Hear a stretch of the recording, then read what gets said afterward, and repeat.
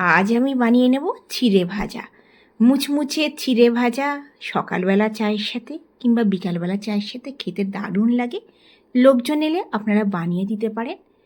বাইরের দোকানে তো পাওয়াই যায়, কিন্তু ঘরে যদি ভালো তেল দিয়ে কিংবা ঘি দিয়ে আমরা বানিয়ে নিতে পারি তাহলে তো তার কথাই নেই।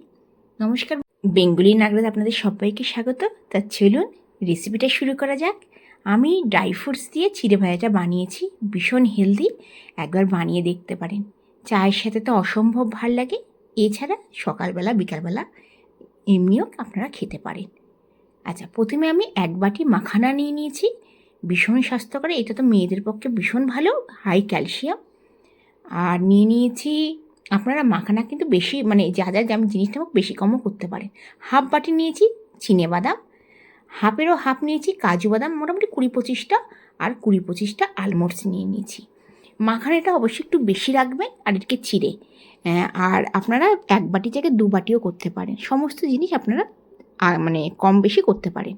আচ্ছা, আমি কিন্তু এই চিড়ে ভাজাটা ঘি দিয়ে বানাবো। আমরা কিন্তু সবসময় ঘি দিয়েই বানাই। ঘি দিয়ে বানালে তার তো কথাই নেই।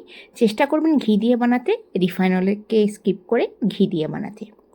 আচ্ছা, আমি 1 চামচের মতন ঘি দিয়ে দিলাম, আর গ্যাসের ফ্লেমটা লো করে দিয়েছি। লো করে 3-4 মিনিট একটু সময় ধরে আমি একটুখানি ভেজে নেব। এটা দেখবেন যখন মাখানাটা একটুখানি মানে ফুলে যাবে আর ভাঙলে ভেঙে যাবে। যেমন নরম যদি থাকে তাহলে কিন্তু বুঝবেন যে হয়নি, আর যেমন মুড়ি যেরকম হয় একটুখানি টিপলেই ভেঙে যায়, সেরকম হলে তখন বুঝতে পারবেন মাখানাটা হয়ে গেছে। এই মাখানে ভীষণ স্বাস্থ্যকর, মেয়েদের পক্ষে তো ভীষণ ভালো। এটা হাই ক্যালসিয়াম। দেখুন আপনাদের দেখাচ্ছি, মানে নরম, একটু নরম আছে, নরম থাকলে হবে না, একটু মচমচে হবে, তখন আপনারা এটা শুধু আপনারা ঘি দিয়ে ভেজে এই মাখানাটাও খেতে পারেন। দেখুন দেখুন হয়ে গেছে, পট করে ভেঙে যাচ্ছে। আচ্ছা, গ্যাসের ফ্লেমটা লো করে 3-4 মিনিট ধরে আমি ভেজে নিলাম। মাখানাটা এবার তুলে নেব।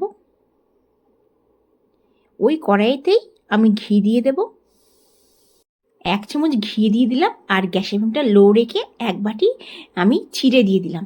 চিড়েটা আপনারা চাইলে বেশি করে 4-5 চামচ ঘি দিয়ে আপনারা কিন্তু একদম চপচপে করে ভেজে নিতে পারেন। আমি কিন্তু এটাতে একদম কম ঘি দিয়ে ভাজবো। এতে ঘিটা অনেকে পছন্দ, মানে বেশি অয়েলি হয়ে যাবে, ওই জন্য আমি একদম ঘিটা কম দিয়ে আমি কিন্তু ভাজবো। এতে কি হবে, ভাজতে একটু সময় লাগবে, গ্যাসের ফ্লেমটা লো করে 3-4 মিনিট সময় লাগবে। দেখুন, আর যদি বেশি করে ঘি কিংবা রিফাইন অয়েল দেন তাহলে কিন্তু সঙ্গে সঙ্গে দেওয়ার মানে খুব গরম হওয়ার পর সঙ্গে সঙ্গে দিলে কিন্তু ফুলে যাবে, ওইটা একটু সময়টা কম লাগবে।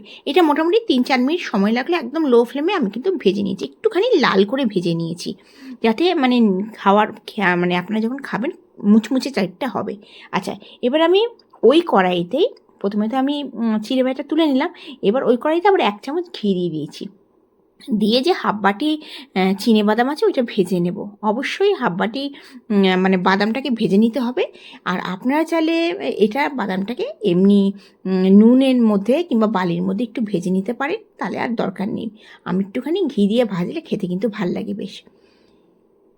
এইটা বিকালবেলার দিকে, সকালবেলার দিকে যে কোনো সময় খেতে ভাল লাগে, এমনি বসে আছেন তখনও খেতে ভাল লাগে। আমরা বাঙালিরা বেশিরভাগ চায়ের সাথে বিস্কিট খাই, তারপরে একটু চানাচুর খাই, কিন্তু ঘরোয়া পদ্ধতিতে যদি ঘি দিয়ে কিংবা স্বাস্থ্যকর ভাবে আমরা যদি বানিয়ে নিতে পারি তার কথাই কিন্তু আলাদা। আপনারা কিন্তু এটা বেশ করে ড্রাই ফ্রুটস দিয়ে বাচ্চাদেরকেও দিতে পারেন, কাজু বাদাম, কিচমিচ, তারপর মাখানে তো ভীষণ ভালো। তারপরে আপনারা বাকি ড্রাই ফ্রুটসও দিতে পারেন, অনেক কিছু এখানে যেমন চিয়া সিডস আছে, পামকিন সিডস মানে কুমড়োর বীজ, তারপর এগুলো দিয়েও কিন্তু আপনারা বানাতে পারেন, তাহলে আরও বেশি হেলদি হয়ে যাবে। আচ্ছা, এবার কি করব, আমি বাদামটা মানে এখানে মুফলি বলে, চিনে বাদামটাকে 3-4 মিনিট লো ফ্লেমে আমি ভেজে নিলাম। তারপর কারি পাতা দিয়ে দিলাম, মোটামুটি 1 মুঠো কারি পাতা দিয়ে দিলাম। কারি পাতাটা অবশ্যই দেবেন, একটু কম লাগছে আমি আরও দিয়ে দেবো। আমাদের এখানে কারি পাতা প্রচুর গাছ আছে, তো ভীষণ মানে তাজা কারি পাতা পাওয়া যায়। কারি পাতা আমাদের শরীরের জন্য ভীষণ ভালো, আর চানাচুর জাতীয় জিনিসে কারি পাতার গন্ধটা ভীষণ ভালো লাগে। আচ্ছা দেখুন, আমি কারি পাতাগুলো কিন্তু ছোটো ছোটো কাঠিনি, আমি গোটাই কুচি কুচি কারি পাতা দিয়ে দিয়েছি 2 মুঠোর মতন। আমি গ্যাসের ফ্লেমটা লো রেখে 2-3 মিনিট একটুখানি ভেজে নেব। এবার এর মধ্যে আলমন্ডসটা দিয়ে দেব, আলমন্ডসটা ভেজে নেব। ভেজে নিয়ে এবার মানে দু মিনিটের মতন ভাজবো। আমি কারি পাতা দিয়ে 2 মিনিট ভাজলাম, আর চিনে বাদামটা 3-4 মিনিট ভেজে নিয়েছি, আর তারপর 2 মিনিট আমি আলমন্ডসটা ভাজবো। 2 মিনিট আলমন্ডসটা ভাজার পর কাজুটা দিয়ে দেবো, কাজুটা 2 মিনিট ভাজবো। আর হ্যাঁ, এটা কিন্তু আমি লো ফ্লেমে ভাজছি, আমি কিন্তু গ্যাসের ফ্লেম মিডিয়ামও করিনি, হাইও করিনি, কারণ লো ফ্লেমে ভাজলে কিন্তু ভাজাটা খুব ভালো হয়। আর নালে কি হবে, গ্যাসের ফ্লেম হাই করলে কিন্তু ওইটা কি পুড়ে যাবে, ওইটা কিন্তু ভেতরে কাঁচা ভাব থেকে যাবে। আর এইভাবে ভাজলে ভীষণ মুচমুচে হয়। আপনারা এইভাবে বানিয়ে দেখবেন, আপনাদের চানাচুর খেতে ইচ্ছা হবে না, এটা এত ভাল লাগে। আর চিড়ে ভাজার মধ্যে আপনারা কিছুটা চানাচুর দিয়েও খেতে পারেন। এবার আমি কি করব, যে মাখানিটা ভেজে রেখেছি সেই মাখানিটা দিয়ে দেব। আপনাদের যদি আজকে এই চিড়ে ভাজা নমকিনের রেসিপিটা ভালো লেগে থাকে, অবশ্যই লাইক করবেন, আমার চ্যানেলকে শেয়ার করবেন বন্ধুবান্ধবের কাছে।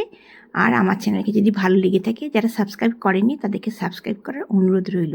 যারা সাবস্ক্রাইব করেছেন তাদেরকে অসংখ্য ধন্যবাদ আমার পাশে থাকার জন্য। আচ্ছা, আমি 1 মুঠো কিচমিচ দিয়ে দিলাম। আচ্ছা, কিচমিচ দিয়ে কিন্তু বেশি ভাজার একদমই দরকার নেই, 30 সেকেন্ডের মতন একটু ভেজে নেবেন। আচ্ছা, এবার আমি দিয়ে দিলাম নুন, 1/2 চামচ নুন দিয়ে দিলাম। আপনারা স্বাদ অনুসার নুন দেবেন। একটু করে হলুদ দিলাম, হলুদ পছন্দ না হলে স্কিপ করতে পারেন। আচ্ছা, আর 1/2 চামচ, মানে 1/2 চামচের হাফ দিলাম কালা নামাক। আচ্ছা, আর 1/2 চামচ দিলাম চাট মশলা। চাট মশলায় নুন বেশি থাকে, একটু চাট মশলা বুঝে দেবেন। আচ্ছা, 1/2 চামচেরও হাফ দিলাম গোলমরিচের গুঁড়ো, আর দিলাম 1/2 চামচ দিলাম জিরে পাউডার। আপনারা বাকি মশলা অন্য মশলাও দিতে পারেন। আচ্ছা, আর 1/2 চামচ, মানে 1 চামচ দিলাম চিনি।